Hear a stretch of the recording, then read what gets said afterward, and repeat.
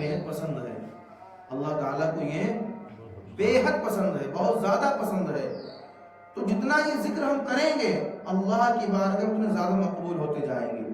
اور یہاں تک کہ ذکر ہوتا ہے کہ بندہ جب اللہ کا ذکر کرنے لگتا ہے، جب اللہ کا ذکر بندہ کرنے لگتا ہے تو وہ ذکر جب وہ انسان دل و جان سے کرنے لگتا ہے اور کرتے کرتے ایک دن ایسا آ جاتا ہے کہ اس ذکر کی بدولت، بلکہ یہ کہا جائے اس ذکر کے صدقے میں وہ تمام گناہوں سے بھی دور ہونے لگتا ہے۔ سبحان اللہ، بے شک یہ اس کے ذکر کی تاثیر ہے، یہ اس کے ذکر کی تاثیر۔ حقیقت یہ ہو بس ذکر کے طریقے سے ہونا چاہیے۔ شام کو میں نے یہی بات آپ کو سمجھائی، پھر یہی کہہ رہا ہوں کہ ذکر کو ذکر کے طریقے سے کرنا چاہیے۔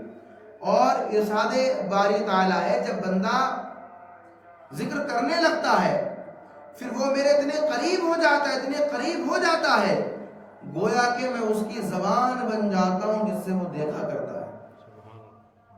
بھئی اللہ کا قرب حاصل ہونا اور کیا ہوتا ہے؟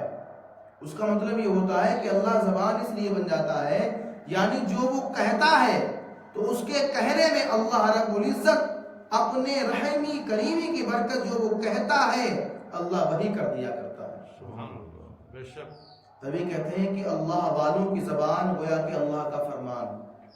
یہ ولی اللہ کی بات کر رہا ہوں میں یہاں پر۔ تو میرے محترم آپ دیکھیے، ہم نے روزہ رکھا یا نماز پڑھی یا تراویح کی، یا یوں کہا جائے خلاصہ کلام کی دنیا میں آنا کس لیے ہے؟ یہ اللہ کے ذکر ہی کے لیے ہے۔ اور اللہ خود فرماتا ہے وَمَا خَلَقْتُ الْجِنَّ وَالْإِنسَ إِلَّا لِيَعْبُدُونَ، کہ میں نے جنوں کو اور انسانوں کو اگر پیدا کیا ہے، اگر اس کا لفظی ترجمہ ہم کریں، ایک ہوتا ہے اصطلاحی ترجمہ، ایک ہوتا ہے لفظی ترجمہ۔ تو ہر جگہ جو لفظ کا ترجمہ ہے وہ فٹ نہیں بیٹھتا ہے، کبھی کبھی لفظ کا ترجمہ کرنے سے انسان کافر بھی ہو جائے گا۔ یہ بات آپ خیال رکھیں، اسی لیے کہتے ہیں اصطلاحی ترجمہ، یعنی لفظ کچھ اور ہوتا ہے اور اس کی اصطلاح میں ایک ایسا لفظ لے کر کے آؤ تاکہ ادب کے دائرے میں جملہ آپ کا مکمل ہو سکے، وہ جملہ ادب کے دائرے میں مکمل ہو سکے۔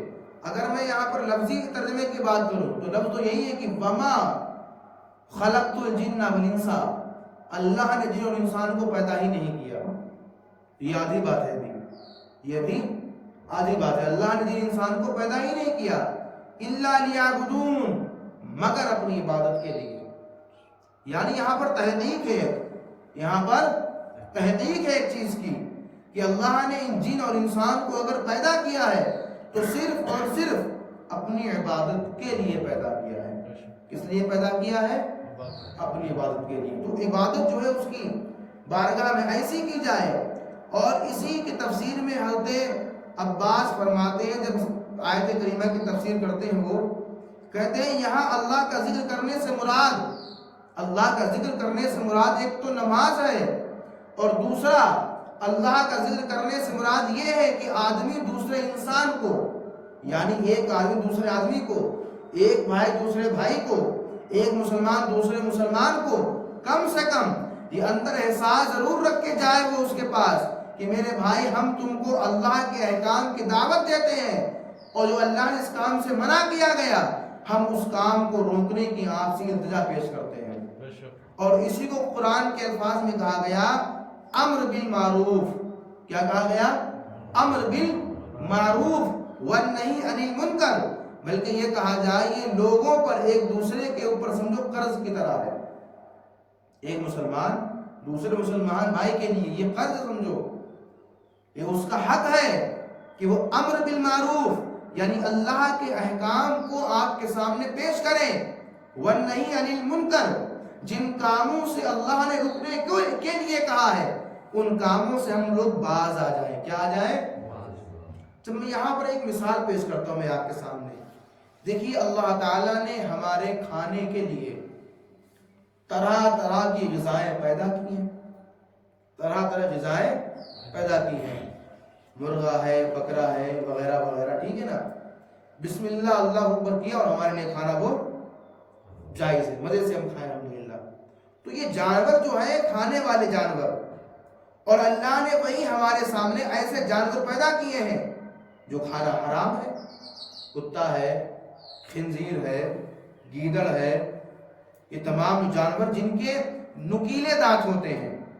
نکیلے دانت سمجھتے ہو نا آپ لوگ؟ وہ جانور جو وحشی ہوتا ہے، اور وحشی جانور میں یہ پہچان ہوتی ہے کہ اس کے 2 دانت نیچے کے بڑے ہوتے ہیں سائیڈ کے، جن کو عربی کے اندر ناب بھی کہا جاتا ہے، ناب پر نوک والے، اور 2 اوپر کے بڑے ہوتے ہیں. تو وہ وحشی جانور کون کیا ہوتے ہیں وہ؟ تو وحشی جانور ہمارے لیے حرام ہے. شیر ہے، چیتا ہے، لومڑی ہے، گیدڑ ہے، کتا ہے، یہ سب کیا ہے ہمارے لیے؟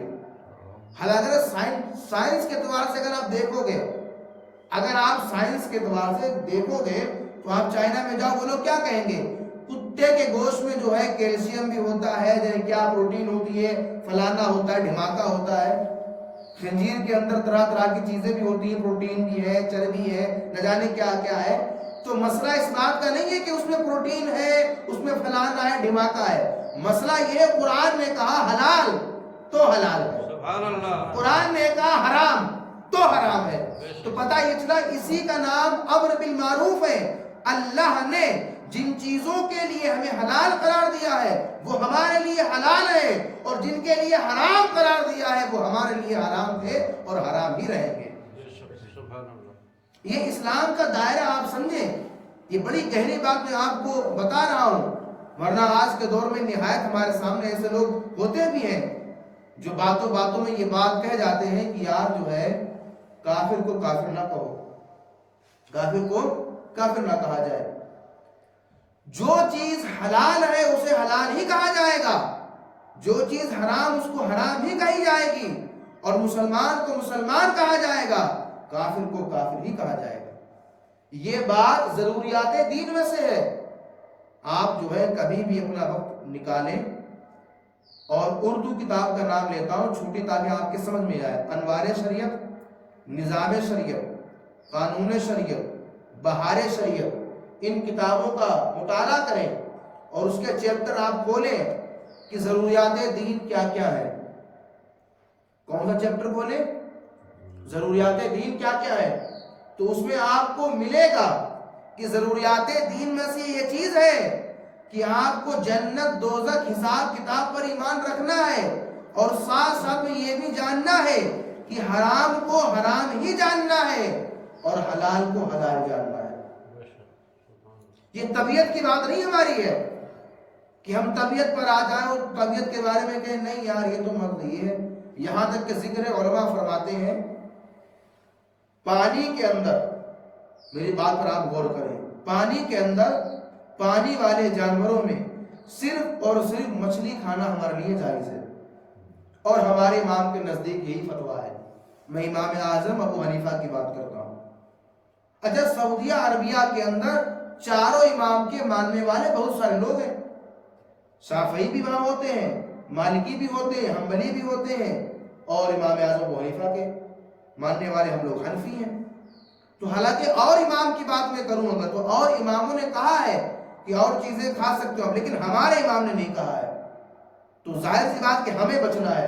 آپ مثال نہیں دے سکتے کہ وہ لوگ کیوں کھا رہے ہیں، لیکن اسی کے ساتھ ساتھ حضور اعلیٰ کا فتویٰ ہے باقاعدہ کہ ہمارے یہاں جھینگا سمجھتے ہیں آپ لوگ، ایک جھینگا ہوتا ہے پانی کے اندر، نہیں کیا کہتے ہو گے آپ لوگ اس کو، تو وہ ہمارے علماء کے نزدیک وہ کھانا بھی جائز نہیں ہے.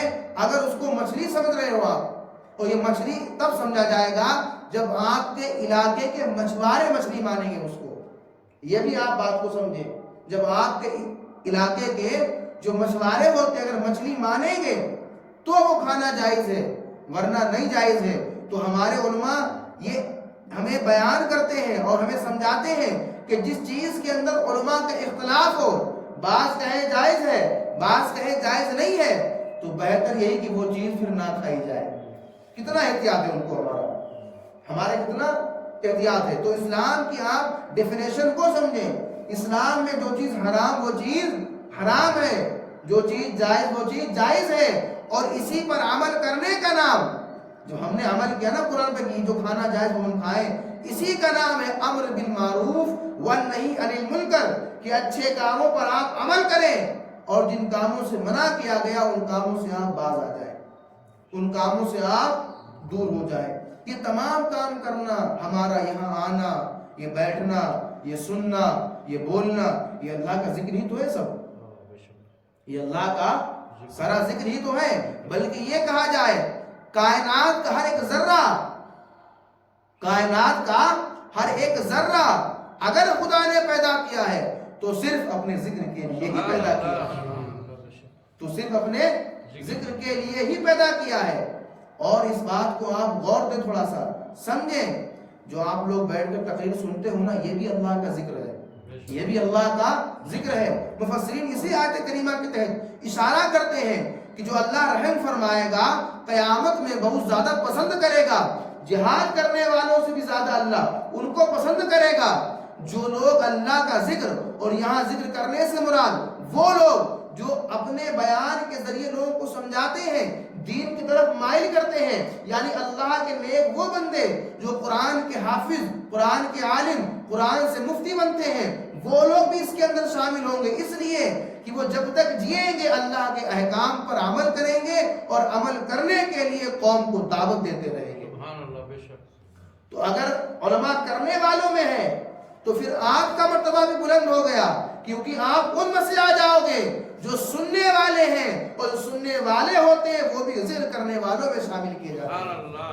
بھائی محفل کا مطلب کیا ہوتا ہے؟ محفل لگی ہوئی ہے تو محفل میں نہ ہم الگ ہے نہ آپ الگ ہو، اگر محفل میں ہم ہے تو محفل میں آپ بھی ہو، تو وجہ تو یہی، اگر سنانے والا ہو اور سننے والا ہو، دونوں کے لیے ایک ہی ڈیفینیشن میں آئیں گے، ایک کیٹیگری میں آئیں گے، تو آپ سب جب اللہ کا ذکر سنتے ہو تو اللہ کا ذکر سننا یہ بھی اللہ تعالیٰ کی بڑائی بیان کرنا ہو، سبحان اللہ۔ یہ بھی اللہ تعالیٰ کی بڑائی بیان کرنا ہو، وہ مقصد ہی ہمارا یہی آنے کا۔ میرے بھائیوں، میرے دوستوں، یہ ہم روزہ رکھتے ہیں، صبح سے شام تک اپنے کھانے کو چھوڑ دیتے ہیں، ہمارے پاس ہزار قسم کی چیزیں ہیں، بلکہ یہ کہا جائے کہ اگر مسلمانوں کے ایمانوں کو دیکھنا ہے تو روزہ رکھنے کے باوجود جب وضو کرتے ہیں تو وضو کا پانی منہ میں لینے کے بعد کلی کر دیا کرتے ہیں۔ سبحان اللہ، بے شک۔ اللہ کا فرمان نہیں ہے نا کھانے پینے کا، یہ اللہ کا حکم ہی تو ہے۔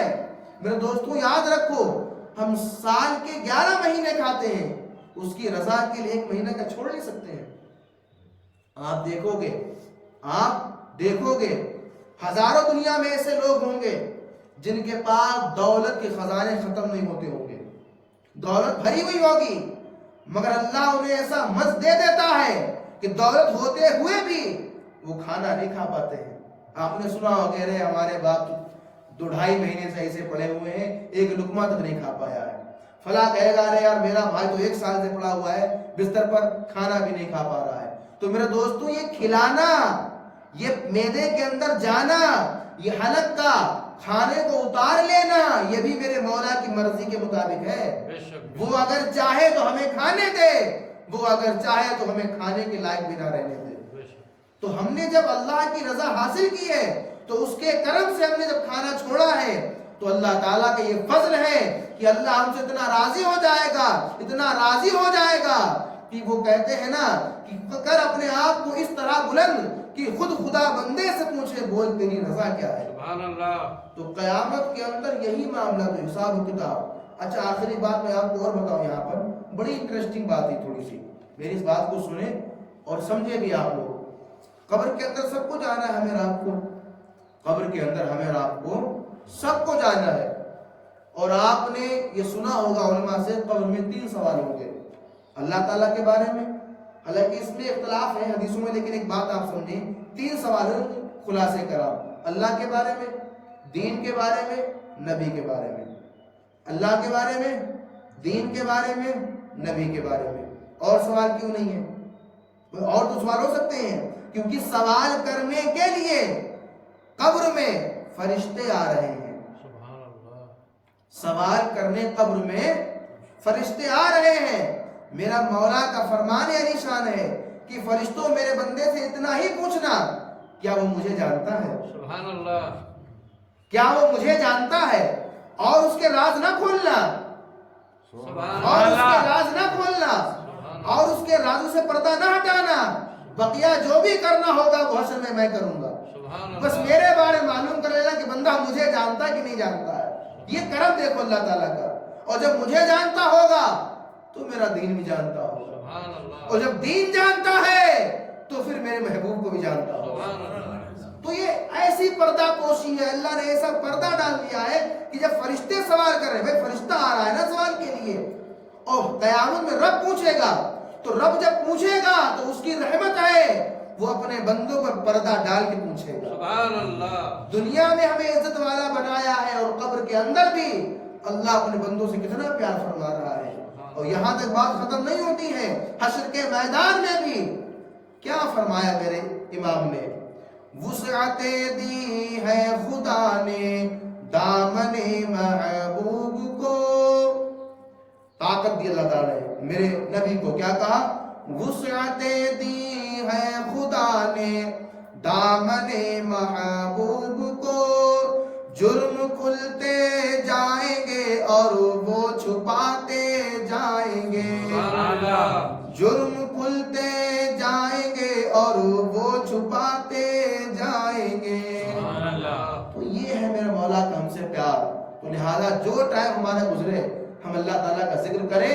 میں بار بار یہ بات کرتا ہوں، روزہ صرف بھوکے رہنے کا نام نہیں ہے، روزہ اس کا نام کہ آپ نے اللہ کے لیے رکھا تو اس اللہ کا ذکر بھی تمہاری زبان پہ ہونا چاہیے۔ سبحان اللہ۔ مولا ہم سب کو ذکر